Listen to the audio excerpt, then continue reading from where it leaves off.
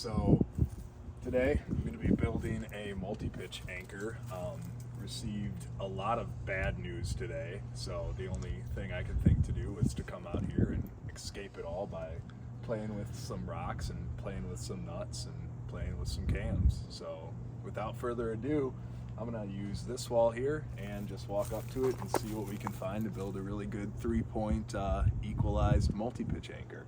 So immediately the first thing I see is this nice little pocket here, and I will say this is all for demonstration, because if you listen, all that rock sounds super hollow, which means it's moving. This rock doesn't sound too hollow. This might be compressed down enough, but this stuff, no way. But just for demonstrations, we'll plug it in. So first things we're gonna do is, I know my finger crack sizes, so if I stick my finger in there, I know that's about a number 3 on the Equalized cam sets. So I'll go grab one of my number 3s here, and I'll just plug that guy in and see how she fits. So plug it in right here, give it a little wiggle.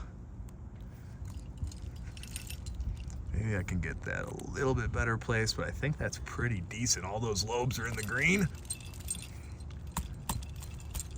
Yeah, I'd whip on that all day long. All right, so now I'm gonna look around this general area left and right to try to build another piece so I don't go too far out and get my angle super far.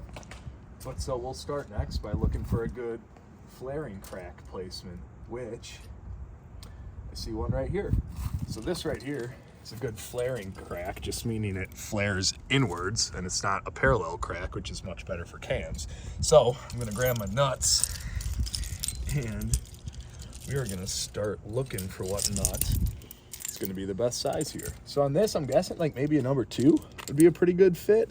So I'll find that number 2 guy in here somewhere, and there's my number 2. I'll take it in here, push it in with the wire. Oh yeah, dude, all day long.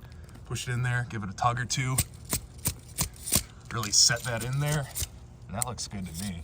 So I am now going to leave that nut in the wall, re-rack my nuts, and I'm going to put a alpine draw on it to isolate movement as the rope goes up, because nuts are omnidirectional. So you always want to put an alpine draw on it. Even though we're using this for an anchor, we could totally just leave it as a beaner and not do a draw, because it's getting pulled one way. But I just think it's a good habit to always put alpine draws on nuts, and it gives you a little more room when you're building anchors, so you can use your cord a lot more efficiently. But that looks good to me. I like how that sits in there. Now we just got to find one more good piece to finish out building this anchor. And I think I found another really good flaring crack right here. Now before I place this, I want to see if there's anything I can find between these two. See how this crack flares nice and deep in there? I like how that looks, but I want to look in the middle here, so that way I don't add too much angle to my anchor. Ideally, you want to keep it under 90, 60 degrees is preferred. So just examining this wall, ooh, hey, look at this. That looks like a pretty good parallel crack to me. I think that might call for a nice little micro cam. So let's see here if I can get my pinky in there. That might be a that might be a single 0 with Julius cam. Let's see. Got purple flurp here. Ooh. Yep, I'm not getting that one back if I put that all the way in. So that's a single 0. Let's go for a double 0. And then I think that should get us right as rain. So I got cool ice here. I like to name the cams. And oh yeah, dude. All day long we're whipping that. Dude, perfect. So now we got 3 solid attachment points. So let's go ahead and get our small cordelet out right here. Stow that beaner for now. Unravel the cord. This is just 6mm accessory cord, or excuse me, 7mm accessory cord. 7mm is awesome for strength and weight. I have these joined in a figure-8 bend.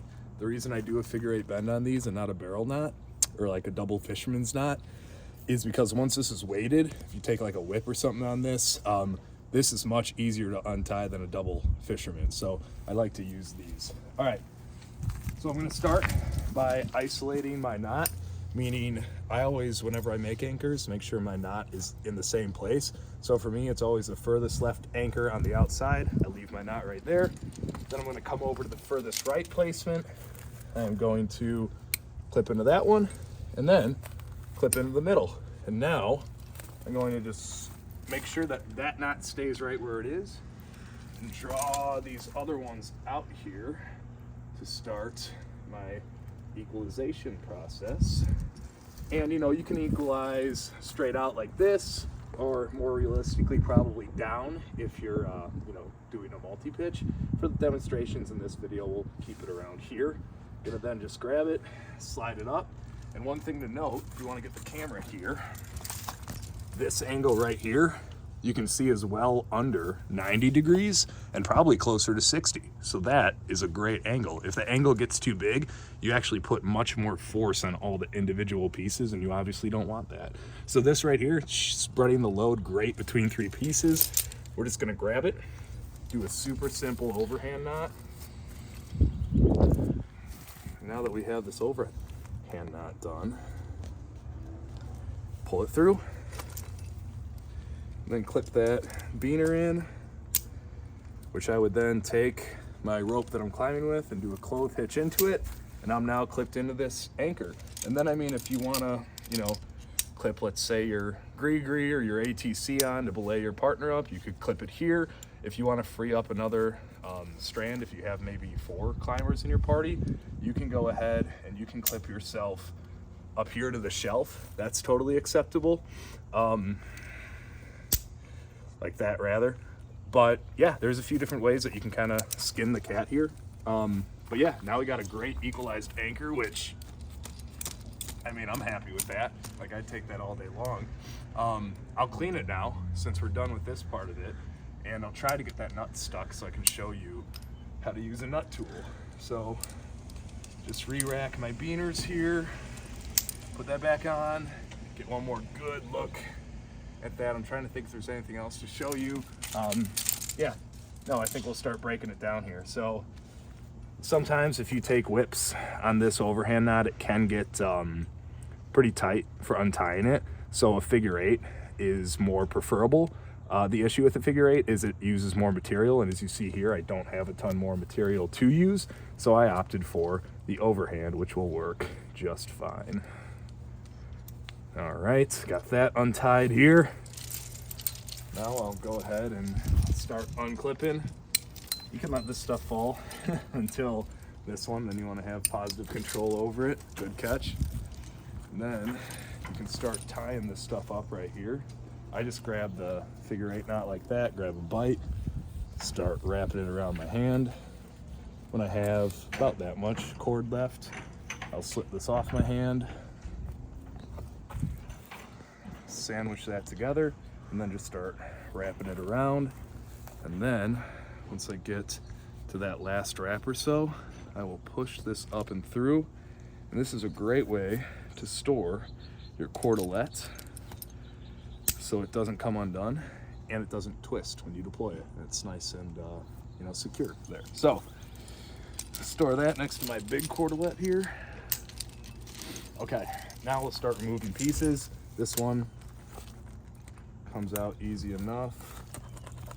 Hopefully, there you go. Didn't even need to speak to it that much. So I organized these Roy G. Biv with the 2 grays on the end. So Roy, that goes after red. Roy G. Biv, just an easy way to remember sizes at a quick glance at your set. I'll grab my nut tool out, and I will go ahead and take this cam out first. Actually, I typically never want to have 2 different pieces of equipment in my hand in case I drop one, but you know, it is what it is. All right, that's secure. Let's take that alpine draw off just for fun. You can put that back in here too. All right, now we just got this nut left, and you see that nut came out pretty easy, which is a good nut placement. Like, it shouldn't be super hard to come out. I'm gonna see if I can just get this nut a little bit more stuck to show you a cool way to use your nut tool to remove them. So let's go here and just really, yeah, so That nut's relatively stuck in there now. I mean, you could definitely just yank on that to whip it out. If you're following up the route and you have a nut tool with you, there's a few cool ways to use these. The way that I prefer is placing this little horn right here, just on a tip of the nut, wherever you can kind of fit it, whether it's under it, below it. Here I have a good above it position. So I'll take that and I'll grab both of these things in the same hand. So that way when I hit this thing, this doesn't shoot into the wall and possibly get lost. I could like just retain it here. So I'll get it nice and butted up there. Just take a carabiner and there you go. Loosened it up, got my nut back, can re-rack that and put my nut tool back on there, and then rack everything back up. And that's me practicing my multi-pitch anchors as life is crumbling around me. Super fun time. Thanks for watching.